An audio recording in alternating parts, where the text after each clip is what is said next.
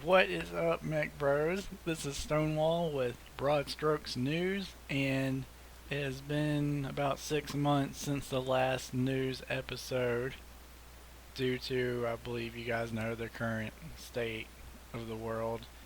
A lot of projects I've seen have been put on hold or slowed down due to real world problems. And I've waited and waited and waited, checking projects to see when was the right time to put out another Broad Strokes News episode, and I think now's the time. I was actually going to put this out a few days ago, but a few projects that I usually cover, I've decided that now's the time to let us know that they are coming out with their new stuff. So I figured I would start here with MechWarrior 5. It's been almost a year since it's been released on the Epic Games Store, and it is still hovering around a 5.2 for user scores. I think a 5 is pretty fair based on everything we've seen now, and with people a little bit let down with the modding tools, I guess a 5 is fair. Maybe a 4 is more fair. I've listened to First Circuit Podcast and Black Pants Legion and Farseer, which is a new podcast I'm getting into. And when I listen to people talk about this game, it's a lot of a whole list of, say, 10 negative things, and they have to really pull it out deep down in the bag one good thing they like about the game. Usually that is the art. The art, for the most part, the mech models are pretty nice looking. PGI's further past game, MWO had really nice mech models, so at least they had that going for it. But that is the corporate game that we have for MechWarrior. Moving on, MechWarrior Living Legends just yesterday announced that they have 0.13 is now live. And I've looked through here, the changelog. One thing I'm happy with is the audio. I know when I go to record or even play the game, it is warfare, but that sound just drowns out everybody who is talking, or if it's like talking, record a video, or teams trying to talk to each other over Discord. Just the bass seems to be a little bit too loud, so they have reduced a lot of the physics sounds, environmental sounds, overall sound volume. So that should really help people out with their gameplay experience. And I think the other standout that I saw was the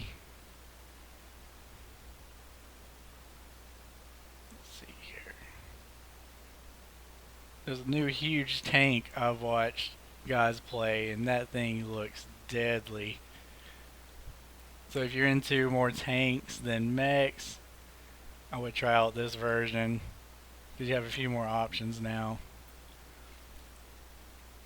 And our next thing, Warlord Kintax from Living Legends. He has returned with a podcast. I listened to Returning to Base 4, and that was about they're guys who host servers, and they can collect all these stats for who buys the most mechs, who spends the most money, things like that. And that was pretty interesting to hear veterans of the game Living Legends like Warlord talk about what configurations are great, which ones need improvement, which ones they were calling noob traps. Whereas, if you play other mech games online, usually noob traps are the ones with all the LRMs, or a big hefty mech where you think it's good, but it really loses out to a light mech or ECM or whatever it is. So I recommend, if you're trying to get into Living Legends, listen to some of these episodes by Warlord. Moving on, in the announcement section for MechTech, Back in June and July, VAM updated us slightly. He has been affected by the pandemic and he's having to play pretty much housekeeper. He has to watch his three princesses who could not be in school. And when things return normal for him, they might make more progress on their MechWarrior 4 mods. I know everyone's waiting for that mech pack to come out if you're a big fan of MechWarrior 4. A good thing, gives me some hope here, is their site is still up. MechTech.net. It's just a placeholder, but once it goes, this will be a hub for everything MechWarrior 4. So that is MechTech.net. Check that out and bookmark it if you're a big fan of that version of the game. Moving on to the Wolves game. Pajama Boy last month said that Wave 2 is coming, and he's updated recently about the soundtrack. And he says, along with brand new mechs, Wave 2 will, of course, launch with a shiny set of new skin. And scroll down. And if you ever played Mech 4, you might remember a cougar like this. Of course, repping the right house, the Steiner house. Steiner is my favorite. The more I read about the lore and the characters, the more just that fist icon really grew on me to begin with. I really like how Steiner, especially Black Pants Legion, it seems like they love them too, or at least to make fun of them.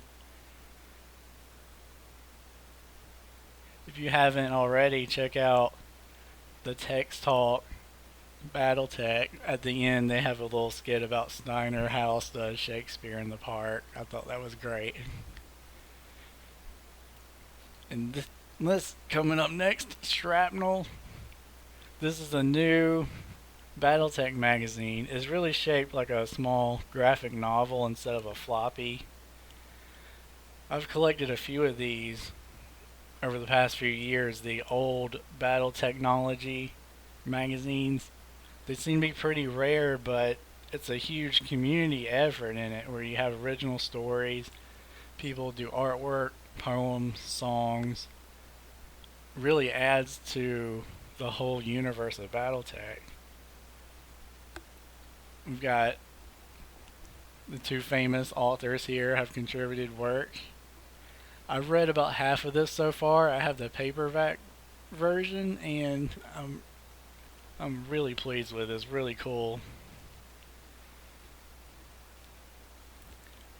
Catalyst Game Labs, they're really doing a nice job with their part of the BattleTech universe doing the tabletop. Their Kickstarter raised over $2 million, and they had so much extra funding that they were able to start up the Shrapnel magazine again. I highly recommend you guys read this. If you like to read, I don't know. I love reading. Going over here to Subject 9, he has the game Battle Metal. So, this is his own creation out of the Dark Places engine for Quake 1. And I asked him a few questions about it. He says that his cousin did the soundtrack for the game. I actually bought the soundtrack in support. It was just $4. It sounds very industrial mixed with the old school game sounds. It reminds me of gothic type bands like Skinny Puppy, if you know who they are. I could easily see this music fitting into an early Blade movie or something along those lines. So, Subject answered some of these questions I had for him.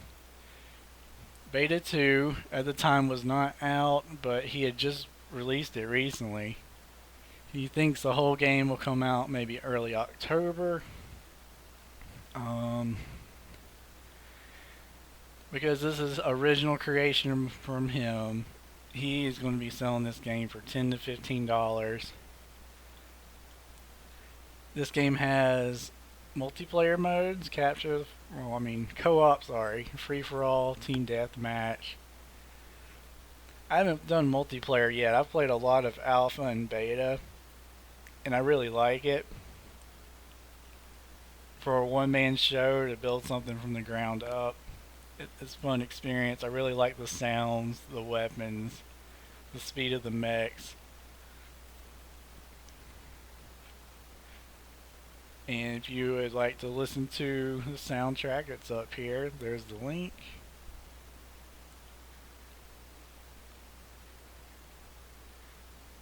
And here's just a little bit of Subject 9 playing this, showing off the demo.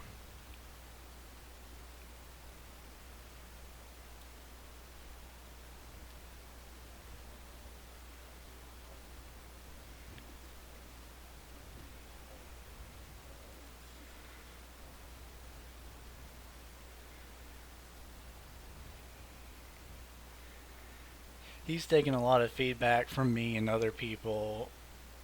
I believe he started this in 2016, so it's been close to 4 years of work.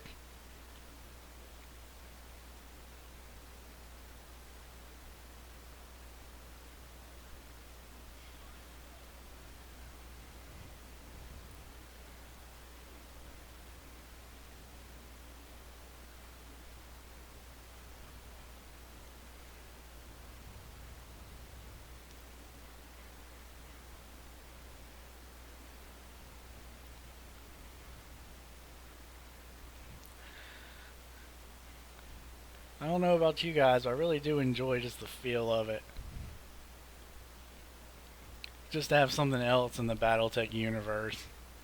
This is not canon, this is not official, this is what drives our universe currently in the gaming scene, is fan attempts. Whether it's podcasts, mods, trying to build your own game from the ground up, people sharing videos of gameplay.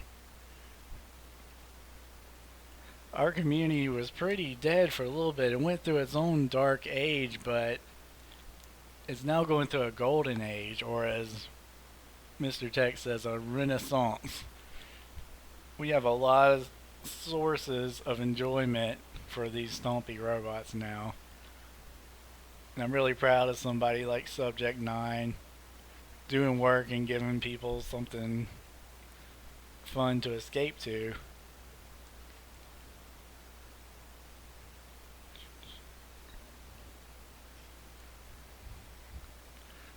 Okay. Here's his channel, Mortarion12. You can subscribe to him if you want to see more videos. I will probably put up some videos soon of playing. I think I'm about 6 missions into this.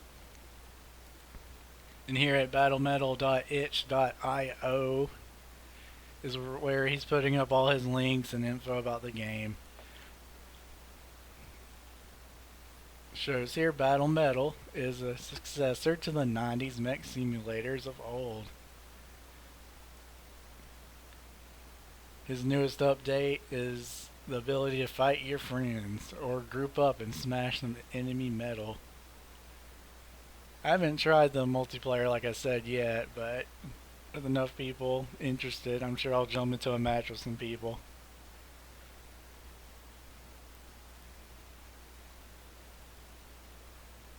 Beta 2 has 4 campaign levels. The AI has been overhauled. Weapons have been balanced. Multiplayer has been tested. I think this is where I came in with some suggestions about visual effects. For multiplayer, we have team deathmatch, and co-op. third person camera is new to me. I did not know that you could do that until I saw Subject 9 doing that. I know some people love third person, other people hate it. But that's good that he put that in. That's what I find for a lot of MechWarrior. I've talked to people in Discords about this, is the MechWarrior games are like a curry. We all like what we like. And it's good to have all these flavors out here so everybody can enjoy something instead of not having a good time, not sticking around. Well, I hope you guys learned something new if you didn't know. Everything for these BattleTech games are spread out among different discords and subreddits and message boards and podcasts. And I've tried my best over the past 6 months to grab what is happening now. More things we have coming. MechTech with their Mech Pack 4 sometime soon.